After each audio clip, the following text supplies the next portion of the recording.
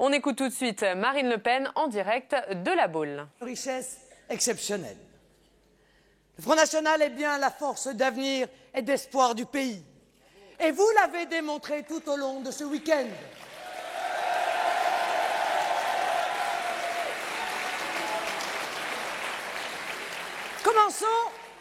Commençons, mes chers amis, par ces mots admirables de Michelet. Français, de toutes conditions, de toute classe, de tout parti. Retenez bien une chose, vous n'avez sur cette terre qu'un seul ami sûr, et c'est la France. Or, on ne dit jamais assez, en cette période où la plupart dévalorisent leur pays, en cette période où il est de bon ton de se moquer de la nation, en cette période où les patriotes ont moins que d'autres la possibilité de s'exprimer, on ne dit jamais assez l'amour que l'on a pour la France. Vous êtes toutes et tous ici rassemblés parce que vous aimez la France. Vous l'aimez d'un amour fidèle et sincère, en dépit des épreuves, en dépit des discours démoralisants, en dépit de toute l'énergie que mettent beaucoup d'autres à vouloir la détruire. Vous êtes ici rassemblés parce que vous avez foi en un monde meilleur. Vous avez foi en un monde meilleur en dépit de la désespérance dans laquelle on cherche à enfermer chaque jour notre peuple. Vous avez foi en un monde meilleur parce que vous savez nourrir votre espoir des 1000 projets que nous formons pour la France. Vous êtes ici rassemblés parce que vous partagez cette passion commune qui nous unit et donne un sens à notre engagement collectif, la politique. Vous aimez la politique, vous aimez le débat, vous aimez le combat pour vos idéaux, parce que c'est ainsi que vous voulez changer le monde et défendre votre pays. Alors, je ne m'abaisserai pas, je ne vous abaisserai pas à vous parler de la petite politique, celle qui s'étale vulgairement tous les jours dans vos journaux, celle qui, au fond, n'intéresse plus grand monde, tant elle est méprisable. Je ne vous parlerai pas de ces petites combines, de ces guéguerres, de ces spectacles minables auxquels on nous donne chaque jour la peine d'assister. J'ai 15 000 parrainages, et moi 30 000, et moi 35 000, et moi 45 000. Qui dit mieux? 1, 2, 3, adjugé et vendu.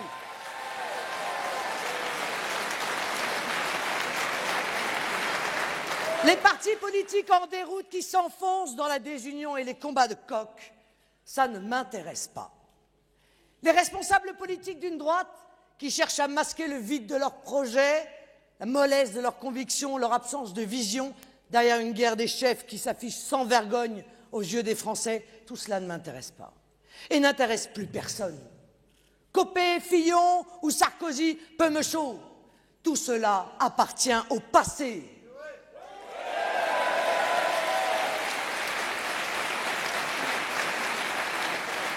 Ce sont de petites guerres de pouvoir, mes amis, qui ne sont pas à la hauteur de la France.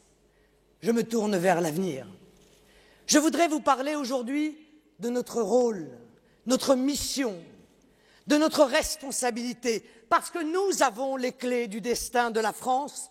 Notre engagement aujourd'hui comme demain est essentiel dans la poursuite de ma candidature à l'élection présidentielle. Réaffirmons avec force notre vision de la France, de la société, du monde. Continuons de porter haut nos convictions, nos propositions, notre projet pour la nation. Avançons encore et toujours vers les portes du pouvoir. Poursuivons notre ascension et préparons-nous à prendre bientôt les rênes d'un pays qui a tant besoin de nous.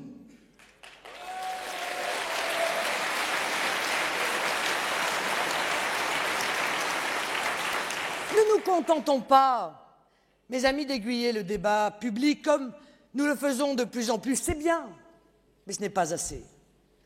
Nos idées infusent, se développent, sont souvent reprises par ceux qui cherchent à nous imiter, par ceux qui passent désormais le plus clair de leur temps à courir derrière nous pour tenter de tromper les crédules et les naïfs. Immigration, laïcité, Europe, euro, protectionnisme, la liste est longue. De plus en plus de Français partagent nos opinions et nos solutions. Et de plus en plus de professionnels de la politique cherchent à nous singer, ce qui est toujours bon signe. Mais ne comptons pas sur eux pour appliquer la politique que nous voulons. Ne comptons pas sur ceux qui ont toujours menti, toujours trahi et au final toujours échoué. Ne comptons que sur nous-mêmes, sur tous les patriotes sincères qui veulent nous rejoindre, sur le peuple de France. Elle est là, la force d'avenir. Vous le savez, dans la vie politique française, je porte une exigence très forte que j'ai été la seule à défendre pendant la campagne présidentielle et qui a fait la puissance de ma candidature. Je veux rendre son pouvoir au peuple français.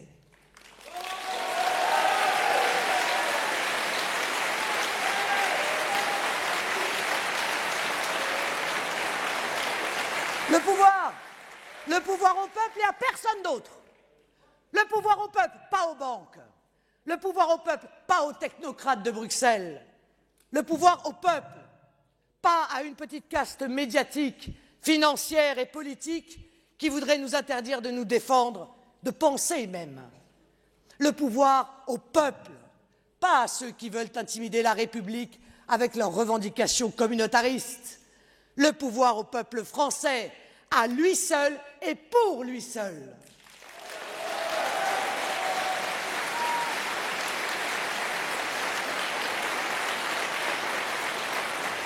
Nous ne pouvons pas admettre comme une fatalité le divorce entre le peuple et ses élus. Je veux redonner espoir aux Français en l'action de leurs représentants. La politique peut être noble, pour peu que les idéaux qu'elle défend soient nobles. Un de ceux-là est de rendre sa grandeur au peuple français. Il ne doit jamais être oublié. La France n'est pas un pays parmi les autres. C'est un pays dont la vocation est de compter plus que les autres. Et le peuple français a son mot à dire. Il s'est exprimé, ce peuple, le printemps dernier. Beaucoup ont cru de bonne foi, sans doute, qu'en portant François Hollande à l'Élysée, ils allaient enfin voir venir le changement. Anne, ma sœur Anne, ne vois-tu rien venir? Je ne vois que le soleil qui poudroie et l'herbe qui verdoie. Mais je sais aussi que beaucoup ont voulu chasser l'ancien président. Celui dont le quinquennat a continué de ruiner la France, l'a dévalorisée, a appauvri les classes moyennes et populaires, a fait baisser la voix de la France sur la scène internationale, a accéléré le délitement de notre identité nationale. Ce président avait trahi le peuple français et celui-ci l'a assez logiquement remercié. C'est d'abord cela qui explique la victoire de François Hollande. Ce n'est même pas une victoire, c'est juste une non-défaite. Mais certains ont cru sincèrement que François Hollande allait changer les choses. Le changement, c'est maintenant, nous a-t-il répété à l'envi pendant toute la campagne. Eh bien, nous devons aujourd'hui faire ce terrible constat. Près de 6 mois après l'arrivée de la nouvelle majorité, rien n'a changé avec ce nouveau président. Nous avons laissé un peu de temps tout de même à ce gouvernement avant de le juger, mais nous devons aujourd'hui dire la vérité aux Français. Non, rien n'a changé avec François Hollande. Alors, Monsieur Hollande, qu'avez-vous donc fait de vos promesses de changement? Qu'avez-vous donc fait de votre slogan de campagne? Qu'avez-vous changé à la pratique du pouvoir dans notre pays? Monsieur Hollande, les Français vous demandent désormais des comptes. Et avec eux, je vous accuse de les avoir une nouvelle fois trahis.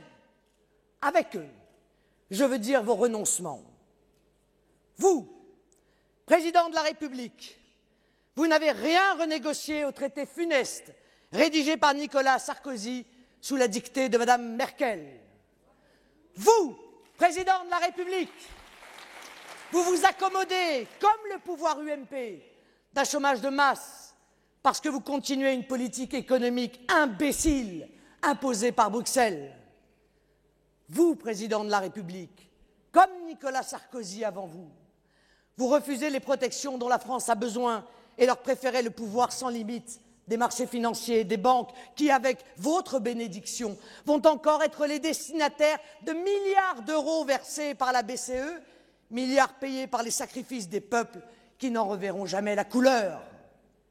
Vous, président de la République, vous avez mis vos pas dans ceux de votre prédécesseur, poursuivant une immigration de masse incompatible avec notre identité nationale. Vous, Président de la République, vous continuez avec le laxisme, vous courbez l'échine devant les délinquants, vous laissez les zones de non-droit envahir la République. Vous, Président de la République, vous cédez, comme votre prédécesseur, au bras de fer que nous imposent les fondamentalistes, les groupes politico-religieux qui veulent faire plier l'autorité de l'État et détruire ce gage de paix civile, notre laïcité. Vous, Président de la République, vous avez aussi peu de courage que Nicolas Sarkozy pour vous attaquer aux dépenses nocives. Vous préférez augmenter les impôts des petits, des PME, de tous ceux qu'il est si facile de faire payer. Vous, Président de la République, vous avez remplacé la grande finance de droite par la grande finance de gauche dans les compromissions au plus haut niveau de l'État. Vous, Président de la République, après avoir voté la guerre en Libye avec l'UMP, vous continuez cette politique étrangère imbécile, dictée par le funeste BHL en soutenant les dictateurs islamistes de demain. Vous, Président de la République, vous n'avez pas plus que Nicolas Sarkozy de vision pour la France. Vous ne lui fixez aucun cap. Vous ne donnez aucun espoir aux Français. Vous, Président de la République, vous n'avez respecté qu'une seule de vos grandes promesses.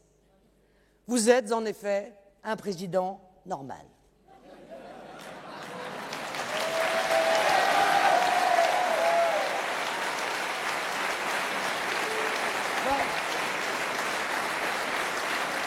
C'est vrai. C'est vrai puisque la normalité depuis 30 ans consiste à prendre ses ordres à Berlin, à Washington ou chez Goldman Sachs. Puisque, hélas, il est devenu normal d'avoir des présidents sourds et aveugles à la réalité de ce que vit le peuple. Puisque la normalité en politique est depuis 30 ans de se soumettre aux exigences de minorités agressives et revendicatrices. Puisque la normalité est de faire des promesses jamais tenues et, pour résumer, de prendre les Français pour des demeurés. Puisqu'il est devenu normal de privilégier ses petits camarades au détriment de l'intérêt supérieur, de s'en prendre aux plus faibles parce que l'on tremble devant les puissants. Parce que la normalité en politique est devenue synonyme de bassesse, de reculade, d'indignation feinte, de petites lâchetés accumulées qui nourrissent les fléaux de demain. Oui, Monsieur le Président, vous êtes en effet normal, dramatiquement normal.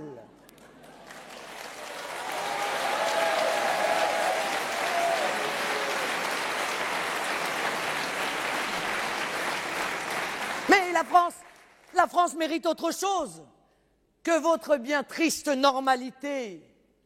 Nous n'en voulons pas de votre normalité.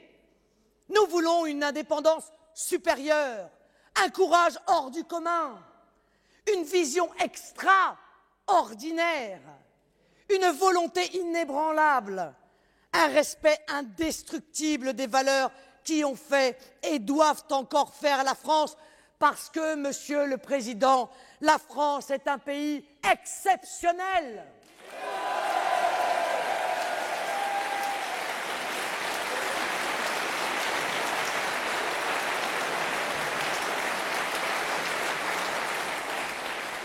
Vous, Président de la République, vous n'êtes donc pas plus digne que Nicolas Sarkozy de la fonction que les Français vous ont confiée.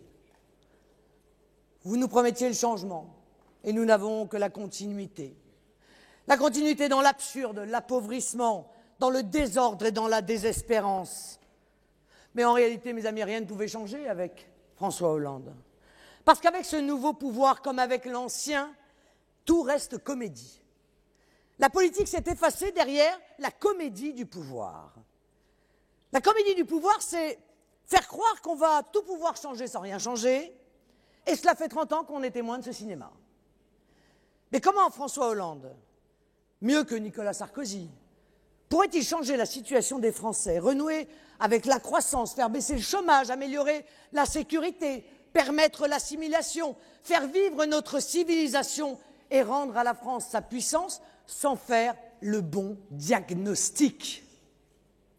Comment pourrait-il, mieux que son prédécesseur, redresser la France sans rompre avec un système délétère qui accroît son emprise et empêche toute réforme de fond?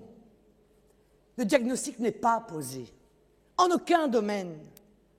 Règne sans limite de la finance mondialisée, soumission intégrale à une concurrence déloyale venue des pays émergents, corsetage sans cesse renforcé du pays dans une Union européenne devenue aussi totalitaire qu'inefficace, ouverture à tous les vents migratoires de frontières quasi disparues, revendications politiques de fondamentalistes qui cachent leur sinistre dessein derrière la religion, mais ne pas tenir compte de données aussi fondamentales que celles-là, qui définissent la situation de la France aujourd'hui, c'est empêcher toute évolution du pays. C'est se condamner à rester les bras croisés devant les maux qui nous accablent. C'est assurer à la France et à son peuple de s'enfoncer dans le désespoir. C'est continuer à faire perdre au pays toute foi en lui-même. C'est donner toutes les conditions du succès à cette entreprise diabolique d'asservissement de la France et de son peuple. La comédie du pouvoir, c'est nous faire croire qu'en dépit de tous les renoncements, malgré la continuité parfaitement entretenue d'un système qui nous étouffe, nous pourrions obtenir des changements, mais presque par magie, si l'on y réfléchit bien. Le président Normal a bien appris de son prédécesseur, et il n'a fallu que quelques semaines pour retomber dans le travers de l'exercice permanent de communication.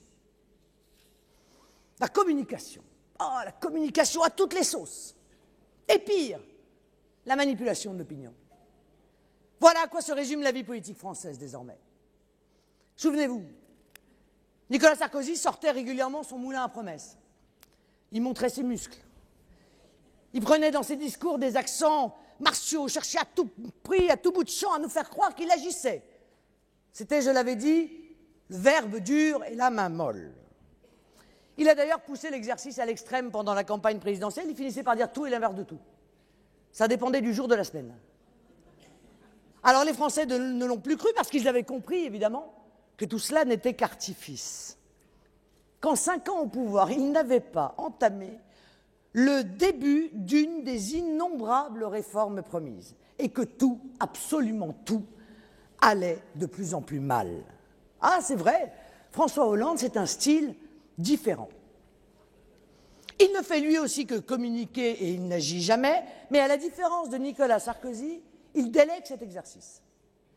On ne le voit donc presque jamais, mais on voit ses ministres s'agiter devant les caméras de télévision. Alors il y a M. Valls qui joue le petit Nicolas. Même recette, même agitation médiatique, même absence de résultats. Prenons ensemble l'exemple des camps de Rome. Exactement comme Nicolas Sarkozy. M. Valls fait des rodomontades, il nous promet qu'il va régler le problème. Mais bon, la réalité, c'est qu'il fait des chèques. Des chèques qu'utilisent les Roms renvoyés pour revenir aussi secs. Parce que nous n'avons plus de frontières, et ils sont d'ailleurs de plus en plus nombreux à venir parce qu'ils viennent pour toucher le chèque.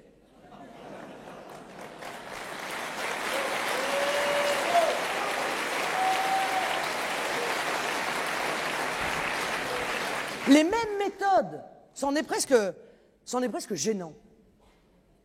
Ça va mal, hop, on change un préfet de police. On promet des effectifs supplémentaires, mais nous avons déjà vu 100 fois ce film. Monsieur Montebourg aussi, il imite Nicolas Sarkozy. Même recette, même agitation médiatique, même absence de résultats. Il court les plans sociaux, il montre ses muscles, il promet monts et merveilles, et il n'a en réalité absolument pas les moyens de tenir ses promesses. Les usines continuent de fermer et les délocalisations de prestations de services s'accélèrent. On pense aux récentes affaires du STIF en Île-de-France ou de la SNCF qui a délocalisé son service informatique dans des pays d'Europe de l'Est et au Maroc. Mais on a communiqué. Et la politique s'est arrêtée là, au même point que celle menée par le gouvernement précédent. On a communiqué, mais on a oublié d'agir. On a sciemment oublié d'agir, parce qu'on a maintenu le système parfaitement inchangé, parce qu'on a renforcé en réalité les solides barreaux de la prison qu'on s'est construite. On a encore menti au peuple. Eh bien, moi, je vous affirme que ce mensonge se paiera. C'est notre mission, encore et toujours, de rétablir la vérité, de tenir aux Français un discours honnête. Nous devons dénoncer encore et toujours les faux semblants de la vie politique pour qu'un jour les Français fassent un vrai choix. Nous devons lutter corps et âme, chaque jour, contre les préjugés, les tabous, les clichés que nous impose cette caste politico-médiatique qui n'a qu'un seul objectif, le maintien du système en place. Une apparence de stabilité qui cache les crevasses béantes de notre unité nationale, de notre système social et de notre système économique. Au titre des clichés, non, la fin de l'euro ne serait pas la catastrophe qu'on nous annonce, bien au contraire. Ce serait un vent frais pour notre économie et nos exportations. Elle ne le serait pas plus que le rejet par référendum de la Constitution européenne en 2005 n'a déclenché de tsunami ou n'a empêché la Terre de continuer à tourner. Et ce n'est pas parce que les experts, aux ordres du système, toujours les mêmes d'ailleurs, ceux, vous savez, qu'on voit tous les jours sur tous les plateaux, ces économistes qui sont le matin à la télé et l'après-midi consultants pour des banques. Ils disent tous la même chose, ce n'est pas pour ça qu'ils ont raison. Non, au titre des clichés, l'Europe ne protège pas, elle détruit. Non, l'immigration ne fait pas gagner de l'argent à la France, elle lui en coûte beaucoup.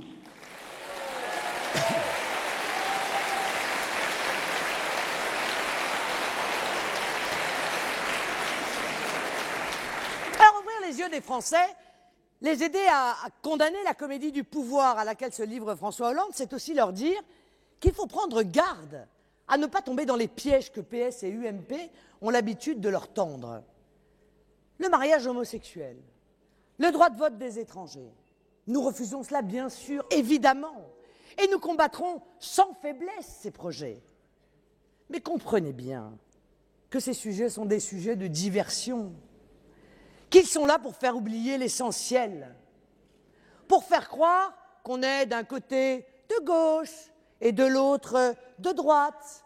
Vous voyez que ce n'est pas la même politique, puisque sur des sujets tels que cela, nous nous opposons.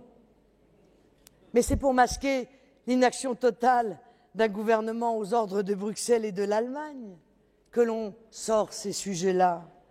D'un gouvernement qui n'a plus rien d'autre à proposer que l'austérité à vie, qui n'a plus aucune marge de manœuvre, qui n'a plus de pouvoir en réalité. Le gouvernement amuse bien tristement la galerie avec ses sujets de société, mais c'est pour mieux cacher son impuissance sur tout le reste. Cacher son impuissance, mais aussi sa collusion avec l'UMP sur tous les grands sujets. Le pire pour eux, le pire, serait que les Français prennent conscience de leur proximité idéologique.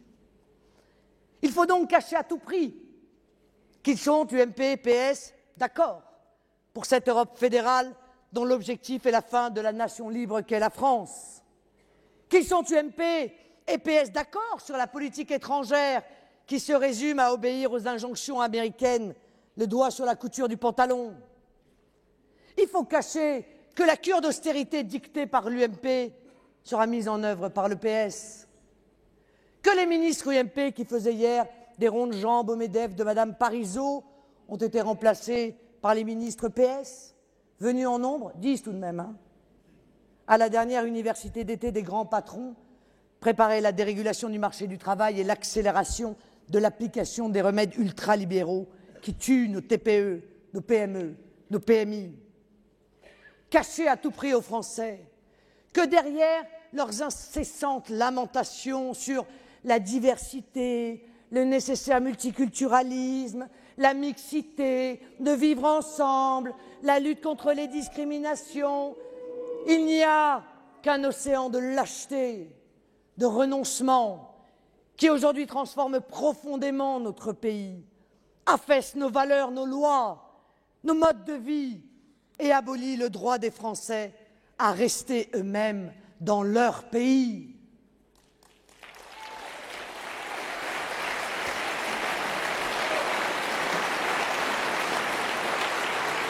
Or, nous sommes régulièrement de véritables révélateurs de cette collusion.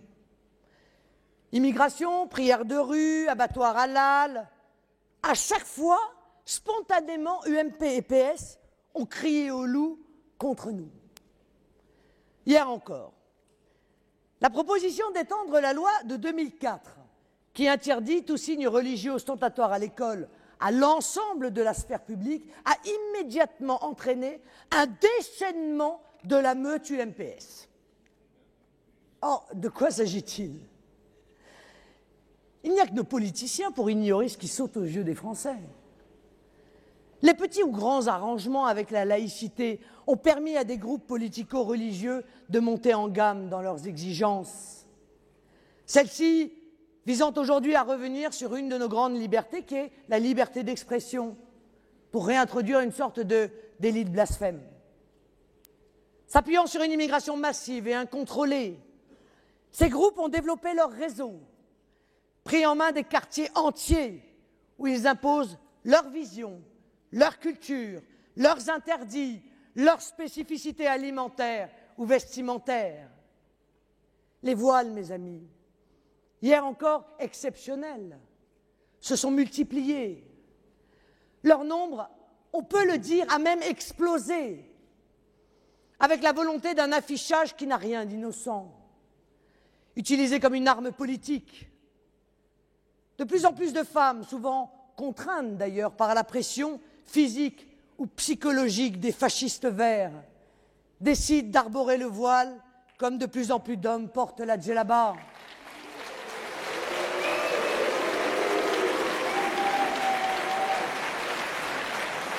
Là voilà la réalité que nous nous devons de dire. L'équilibre obtenu durant des décennies par la loi de 1905 sur la laïcité est maintenant rompu. Il faut y répondre par la fermeté et le rappel intransigeant de nos principes. Les fondamentalistes revendiquent, eh bien je dis que la République aussi a le droit d'être revendicatrice, et notamment à l'égard de ceux qu'elle a accueillis.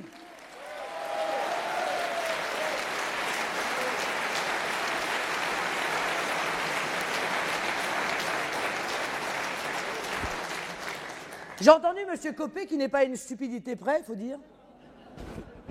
Ce garçon est très modéré.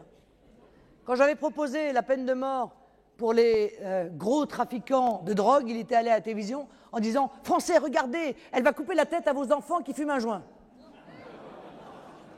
Alors là, il a tenté d'expliquer qu'on allait arracher les cornettes de la tête des bonnes sœurs, les cols romains à nos prêtres, etc., casser les calvaires sur les routes de France. Je vous rappelle que cet homme-là est candidat à prendre la tête d'un grand parti français, c'est tout de même très inquiétant. Contrairement à ces élucubrations, cette mesure évidemment ne s'applique pas au personnel religieux qui a toujours bénéficié en la matière d'une exception. Prêtres, sœurs, imams, rabbins pourront bien sûr continuer à porter l'habit religieux. On me reproche enfin d'avoir émis le désir que cette extension s'applique à toutes les religions. Mais que n'aurait-on pas dit si j'avais limité cette interdiction à la religion musulmane? Mais on m'aurait probablement brûlé sur le bûcher médiatique pour islamophobie.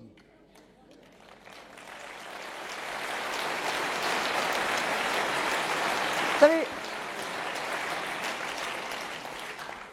malgré la caricature, je ne suis pas inquiète. Tous les Français qui ont à cœur nos principes, nos valeurs et qui s'inquiètent bien sûr des dérives constatées, auront bien compris mon but et partageront, j'en suis sûr, ma volonté de préserver par cette mesure la laïcité et la paix civile.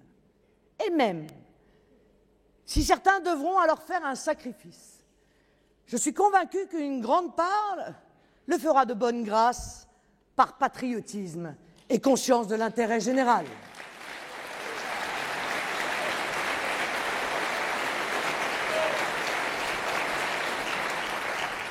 Alors nous voyons la nécessité de réaffirmer partout la République, quand le communautarisme et le fondamentalisme avancent. Et on me traite d'intégriste pour oser dire ces vérités. On me traite d'intégriste parce que je défends la laïcité, parce que je ne vois que des Français parmi les Français, parce que je voudrais que chacun soit fier de son drapeau, de nos 3 couleurs. On me traite d'intégriste parce que je crois en l'assimilation, au rouleau compresseur républicain, à condition qu'on ne transige jamais sur nos lois, sur nos valeurs, sur nos principes, et qu'on mette un coup d'arrêt à une immigration légale et clandestine aujourd'hui hors contrôle. Mais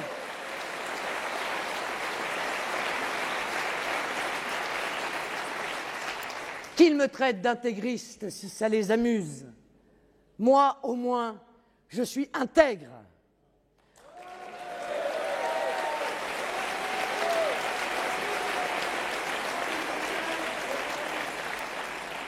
Je suis entière, sincère, je ne fuis pas les débats et les questions qui fâchent.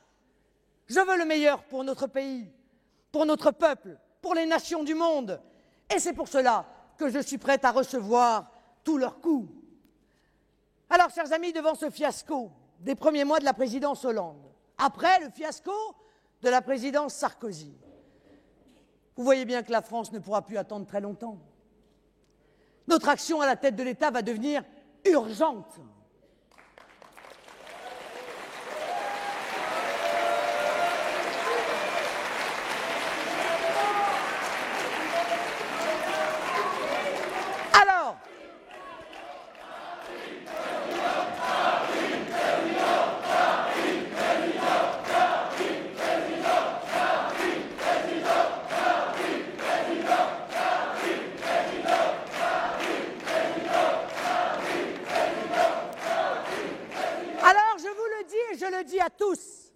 C'est maintenant qu'il faut s'engager.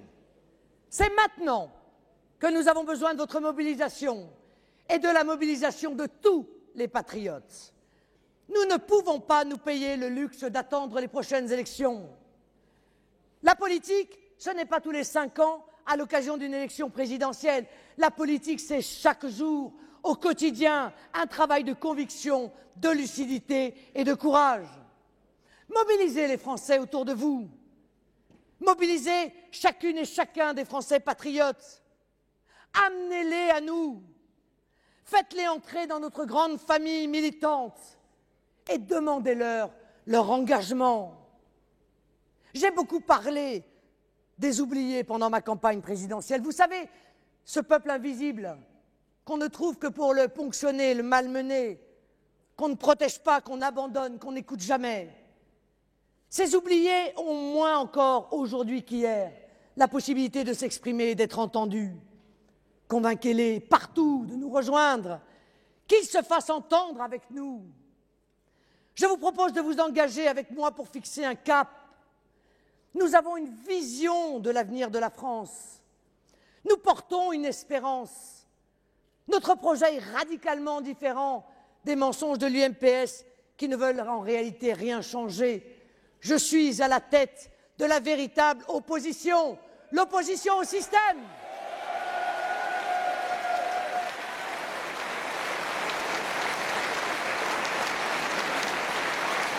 Alors, aidez-moi aujourd'hui à construire cette opposition et à dire la vérité aux Français. Car nous ne sommes pas de ces politiciens qui varient au gré des modes, qui se soumettent au camp dira-t-on, qui n'ont d'autre vision de la France que celle qu'ils lisent dans leurs sondages d'opinion. Nous avons une vision de la société. Cette vision est fondée sur la nation, sur l'État-nation qui doit être le roc dans la tempête. Nous croyons en la nation, qui n'est pas la fermeture, mais au contraire le respect de toute la diversité du monde, diversité qui n'existe que parce qu'il y a une multitude de nations et de peuples dans le monde, qui tous ont le droit de défendre leur culture, leur identité, la civilisation dont ils sont issus, comme nous avons aussi le droit et le devoir de le faire.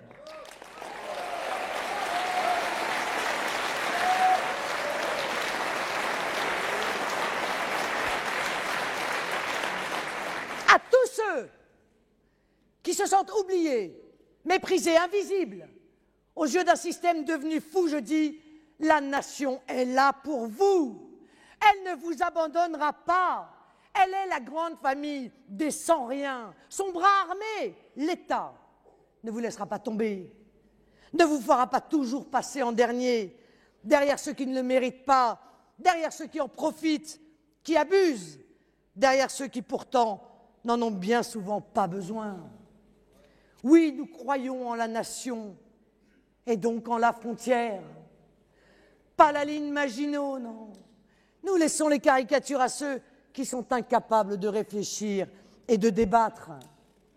Nous croyons en la frontière qui protège, qui est une saine limite entre la nation et le reste du monde. Un filtre économique, financier, migratoire, sanitaire, environnemental. La nation, c'est notre boussole, car sans elle, pas de direction, pas de cap, pas de stratégie, et surtout, pas de solidarité, de liberté, de progrès et de démocratie. Ceux qui vous vendent les grands blocs supranationaux sont les mêmes qui, subrepticement, vous demandent de faire confiance aux experts, à ceux qui savent, à ceux qui feront mieux que vous, reléguant ainsi au rang de simples spectateurs de votre vie. Ceux-là veulent que nous soyons serviles pour obéir à des intérêts qui ne sont pas les nôtres, les intérêts des lobbies de Bruxelles, ceux de Wall Street, de la City, ceux de Washington, mais qui ne sont pas les intérêts français. Quelle triste conception se font-ils de l'homme, interchangeable, malléable, sans identité, un simple consommateur appauvri, isolé. Ça n'est pas notre vision de l'homme et de la société. Ça n'est pas ce que nous voulons pour nos enfants, qu'on doit élever et instruire pour qu'ils deviennent des honnêtes hommes, des citoyens éclairés, des adultes responsables et libres. Nous nous projetons dans l'avenir parce que nous savons d'où nous venons, parce que nous défendons, nous, une école de la République qui cesse de gommer des manuels scolaires les grands noms de notre histoire de France.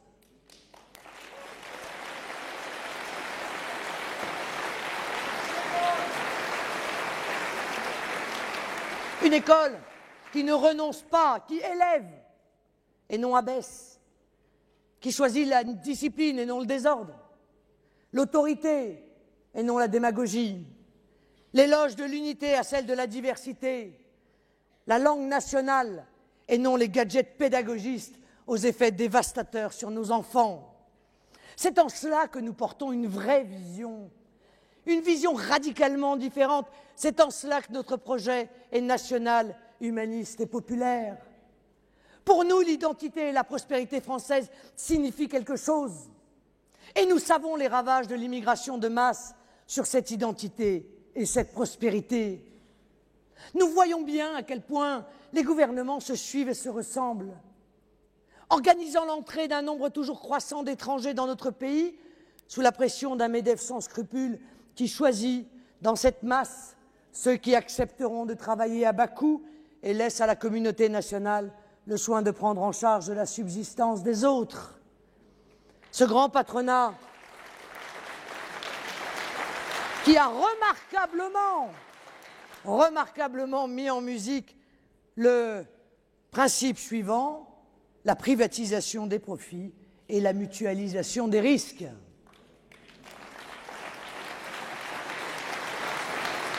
Je l'affirme sans nous, sans nos convictions, sans vous et votre foi en la France, pas de redressement possible.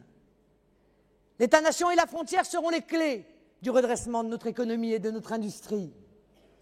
Qui peut croire encore, mes amis, qu'on s'en sortira en étant les seuls à refuser de nous protéger, en étant les seuls coincés dans cette Union européenne qui nous coupe de la croissance mondiale, à ouvrir grand nos frontières à tous les vents de la mondialisation. Le protectionnisme n'est pas une option, il n'est pas une possibilité, il est une obligation, une urgence, un besoin vital pour notre pays.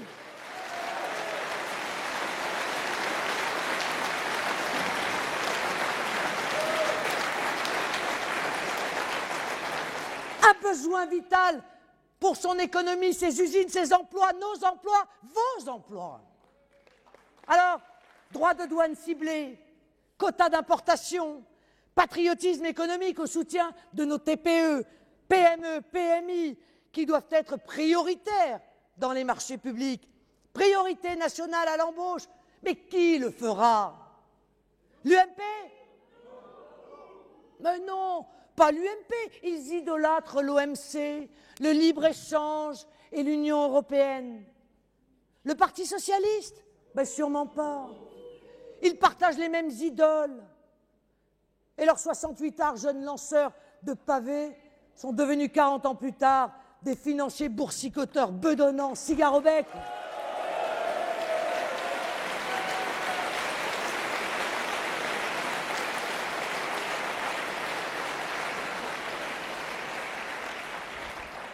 C'est nous, les amoureux de la France, qui le ferons.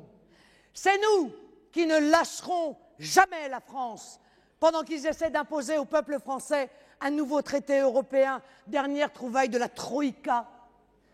Nous serons la voix de ceux qui n'en ont plus. La France n'a pas à prendre ses ordres auprès de commissaires européens qui ne dépendent pas du peuple, mais qui dépendent de quelqu'un quand même. Des lobbies, de la finance, du grand patronat, des banques, de ce fascisme doré qui voudrait tout contrôler jusqu'à nos propres vies. Ce traité budgétaire est une calamité antidémocratique. Alors que nous sommes déjà privés de notre monnaie, nous serions maintenant privés de notre budget. D'autres pourraient choisir pour nous, décider comment utiliser l'argent de nos impôts et nous imposeraient le corset stupide qu'on a déjà mis de force, pour rien et surtout pour le pire, à la Grèce, l'Espagne, le Portugal et l'Irlande.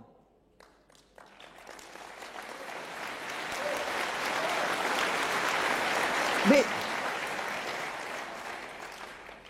ça va sans dire, mais il semblerait que ça aille mieux en le disant.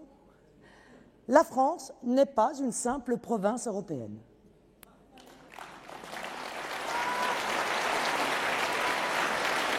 La France n'a pas à recevoir d'ordre de l'étranger.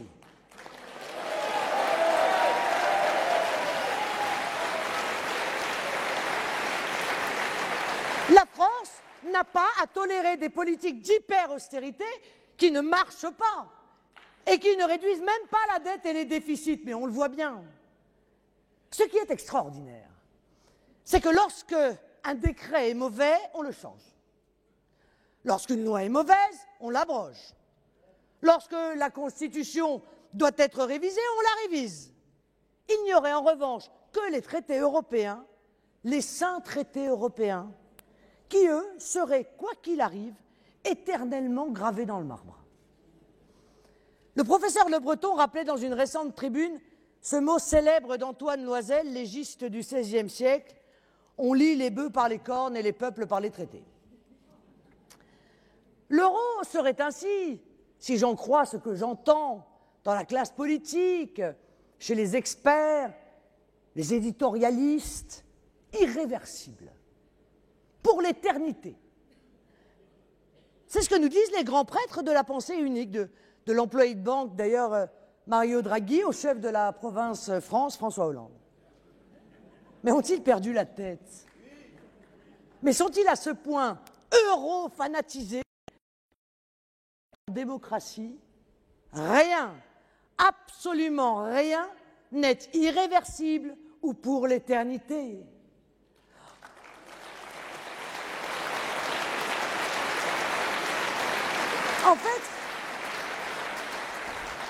En fait, ce nouveau traité, cette Europe, cet euro, ce n'est plus un instrument, c'est un dogme. C'est un credo, c'est une religion. La Troïka, BCE, FMI, Commission, est devenue leur sainte trinité. Nous avons, nous, les pieds sur terre. Et nous avons la France au cœur. Nous savons, nous, les graves échecs de cette politique européenne qui n'a jamais tenu une seule de ses promesses. Alors, Allez, blasphémons joyeusement. Oui, il faudra le plus tôt possible organiser la fin de la monnaie unique avec nos partenaires européens, parce que cette monnaie, c'est l'ennemi des peuples et des travailleurs.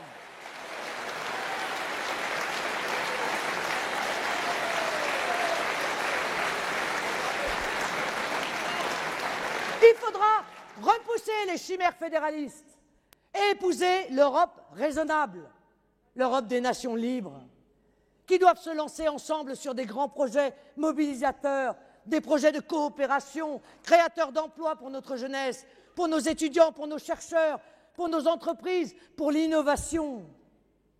Nous réclamons que notre argent serve à nos entrepreneurs, à nos emplois, à nos investissements, à nos infrastructures et arrête d'être déversé dans le trou sans fond des banques qui jouent avec à la roulette russe.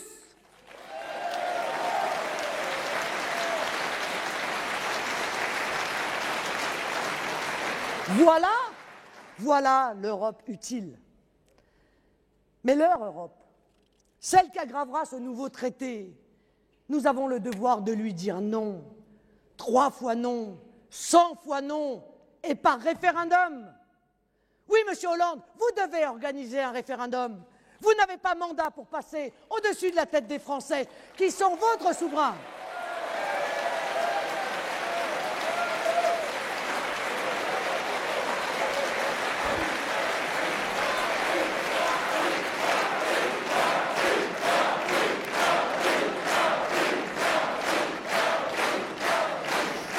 La France est un grand pays, un immense pays, qui doit être libre, qui doit être fier, qui a un message à porter dans le monde, au-delà de ses frontières, à condition que la France soit la France, que l'Europe soit l'Europe, et non ce magma fédéral, ce magma ultralibéral, sans âme ni cœur.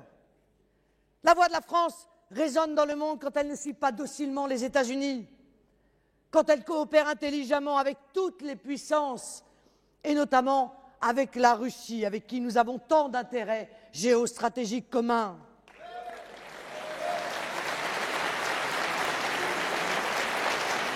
Je pense avec vous aux francophones du monde entier qui partagent avec nous l'amour de notre langue chérie, le français. Permettez-moi à cet égard de saluer une nouvelle fois la belle victoire des souverainistes au Québec, chez nos frères de la belle province, que j'analyse comme un signe prometteur du réveil des peuples et des identités.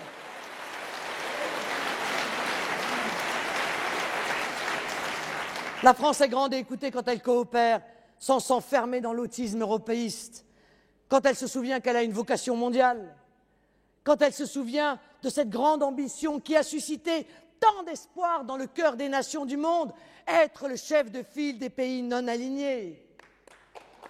Mais c'est donc bien d'un changement de cap radical dont la France a besoin, et urgemment besoin. Et qui dit changement de cap, dit bien sûr changement de capitaine.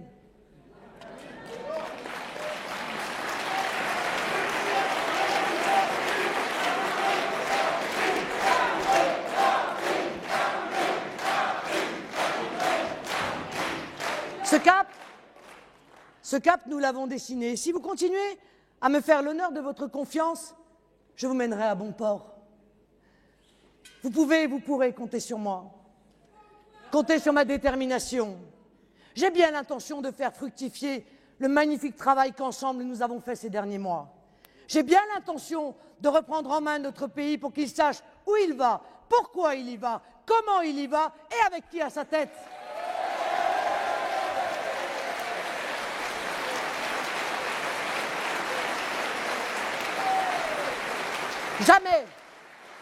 Jamais je ne serai dans la mêlée de leurs petites batailles politiciennes. Jamais je ne m'abaisserai à leur niveau.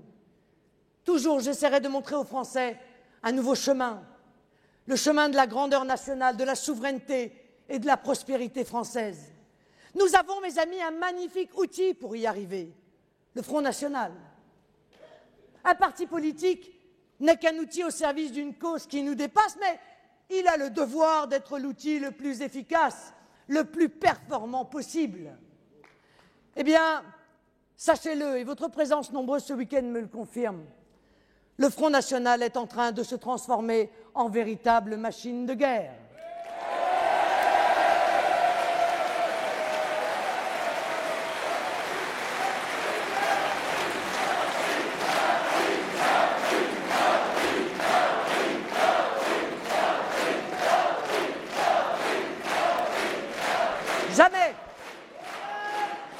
Jamais ses adhérents n'avaient été aussi nombreux et jamais le rythme des adhésions n'avait été aussi rapide.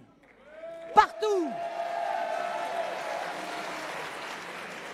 dans nos régions, dans nos villages, dans nos villes, le Front National est en train de se réorganiser, de s'implanter, de professionnaliser ses méthodes. Il devient chaque jour plus présent, plus réactif, en capacité d'utiliser toutes les bonnes volontés qui se présentent à lui. Et je pense notamment à cette jeunesse de France qui montre le chemin à ses aînés en affluant massivement dans nos rangs avec son énergie, sa bonne humeur et son enthousiasme.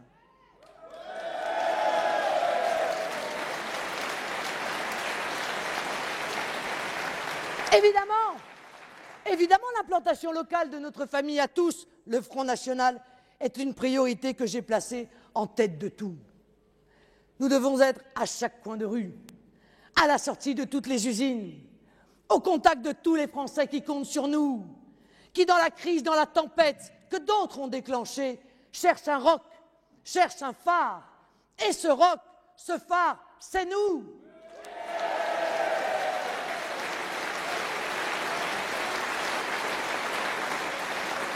Nous avons le devoir d'être à la hauteur. L'ensemble de nos cadres locaux doivent être pleinement mobilisés, leur équipe consciente de l'immense responsabilité qui pèse sur nos épaules. Je ne tolérerai aucune médiocrité, je n'accepterai même pas le bon. Je demanderai et j'exigerai de chacun d'entre nous le meilleur, exclusivement le meilleur. Les cadres du Front National sont nos préfets et vous êtes tous nos ambassadeurs auprès des Français. Une bien noble et belle mission. Et en ligne de mire, ce sont bien sûr les prochaines élections municipales que nous voyons déjà, très tôt, dès maintenant. Elles se préparent. Toutes et tous ici, engagez-vous sur les listes. Défendez nos couleurs qui sont celles de la France dans votre commune. Faites-le en bonne intelligence et avec méthode. Parce que je vous l'affirme, nous aurons des maires en 2014 et peut-être même beaucoup plus que vous ne l'imaginez.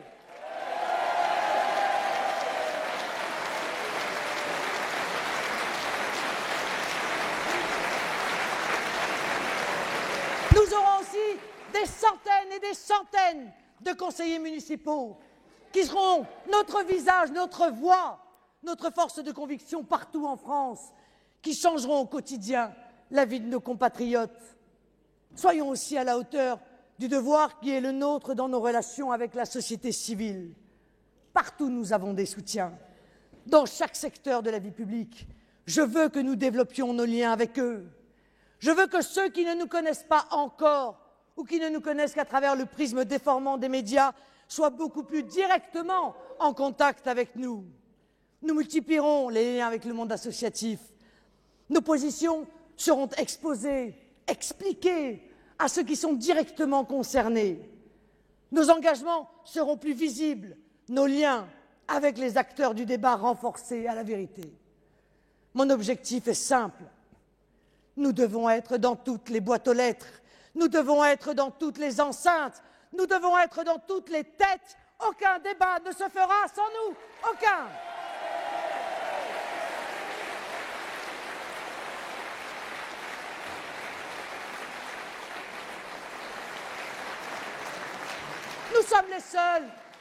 Nous sommes les seuls créateurs d'idées nouvelles. Eh bien, nous ferons savoir 100 fois mieux savoir. Ce n'est qu'ainsi que les barrières du conformisme tomberont et que les talents sincères rejoindront notre combat sans crainte, mais au contraire avec fierté et volonté. Toujours, mes chers amis, soyez les porte-drapeaux de nos idées. Soyez toujours très fiers de votre parti. Soyez toujours très fiers de ce que vous êtes, des Français amoureux de leur pays.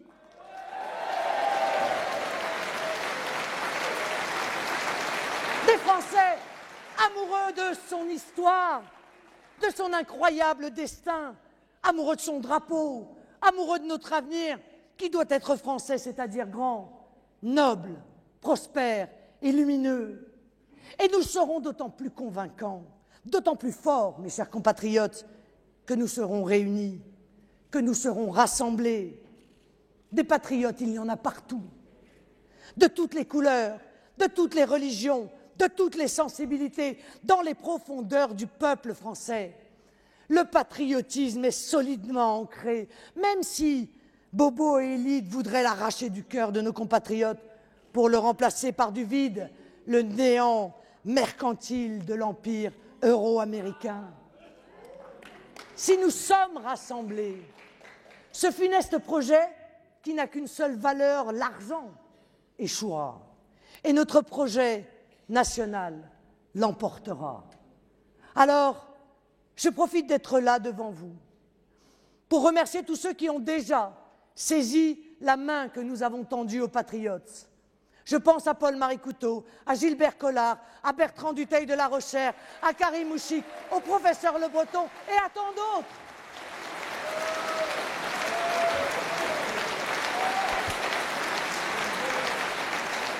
Je sais que notre rassemblement sera plus large encore bientôt.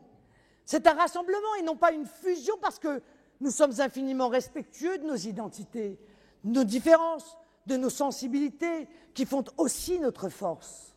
Oui, le rassemblement réunit des patriotes qui n'ont pas tous la même histoire, qui ne pensent pas tous exactement pareil sur tous les sujets. Et alors, quand la France est en jeu, parce que nous en sommes là aujourd'hui, nous avons l'ardent devoir de dépasser l'accessoire et de nous unir pour notre patrie. Eh bien,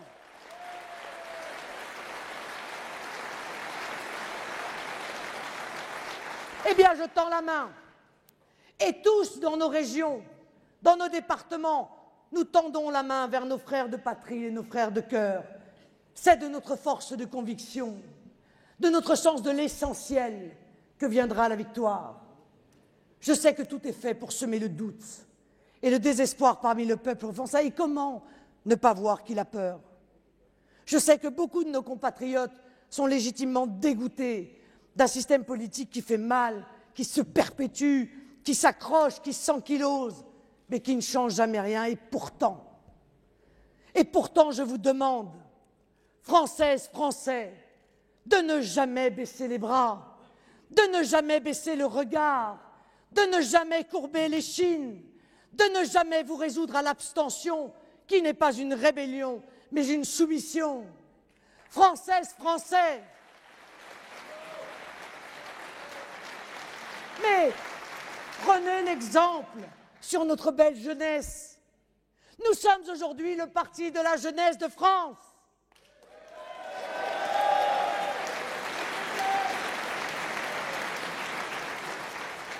Parce que notre pays est en train de se remettre debout par sa jeunesse. Parce que dans un instinct de survie et de résurrection, la France est en train d'engendrer une génération patriote qui a tout compris, qui n'a pas l'intention d'être broyée par un ordre mondial infect où elle n'a pas sa place. Jeunes gens, jeunes filles de France, je vous demande maintenant d'aller chercher vos parents et vos grands-parents, de les prendre par la main. Ils sont la France, vous êtes l'avenir de la France. Alors c'est ensemble que nous devons aller vers la victoire.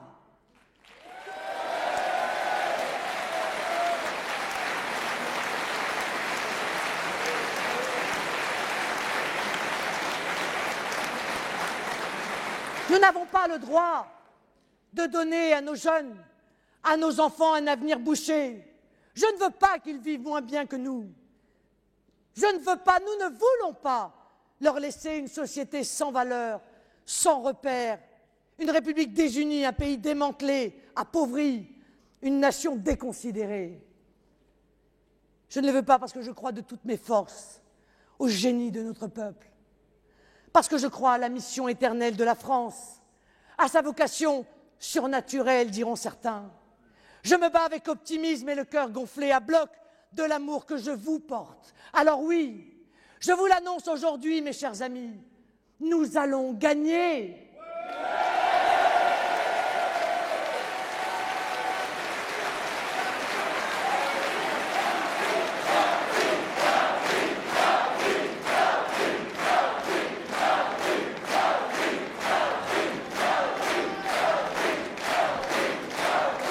Nous allons gagner parce que la vérité ne peut que gagner. Nous allons gagner parce que la justice ne peut que gagner. Nous allons gagner parce que la France ne peut pas perdre. Il n'y a rien d'inéluctable. La crise n'est pas une catastrophe naturelle tombée de nulle part. Il n'y a rien d'irréversible. Il n'y a rien qu'une volonté humaine ne puisse changer, faire ou défaire. Peuple français, sois rassemblé, sois sûr de toi, avance, ne t'arrête plus, ne les écoute plus. Toi seul, tu sais où tu dois aller. Toi seul connais le chemin. Peuple français, uni, tu es invincible. Peuple français, fais grandir l'espérance que porte ta jeunesse. Liberté, égalité, fraternité. Redonne un sens à ces mots.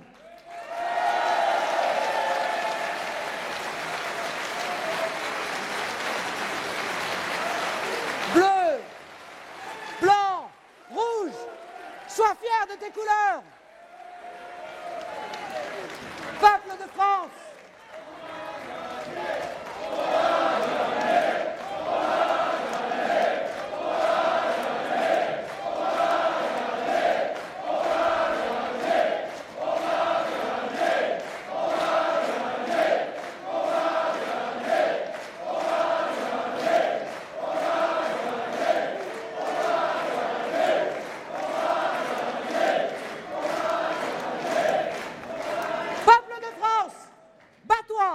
Libère-toi des chaînes qui t'entravent.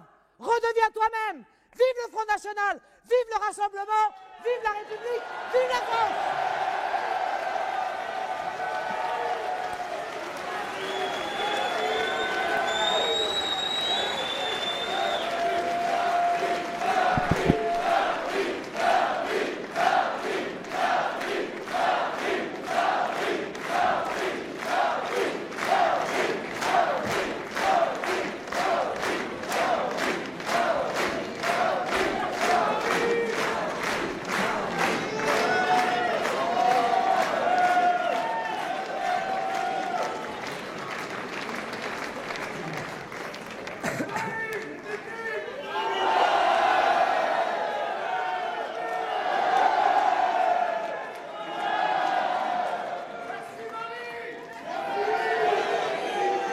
Allons, enfants de la patrie, le jour de gloire est arrivé. Au jour de la tyrannie, l'étendard sanglant élevé, l'étendard sanglant élevé. Entendez-vous dans nos campagnes mugir ces féroces soldats qui viennent jusqu'en nos bras, égorger nos fils et nos compagnes. Aux armes, citoyens, formez comme Napoléon. Marchons, marchons, d'un sang impur, à la voix de nos sillons. Vive l'avenir, vive la France!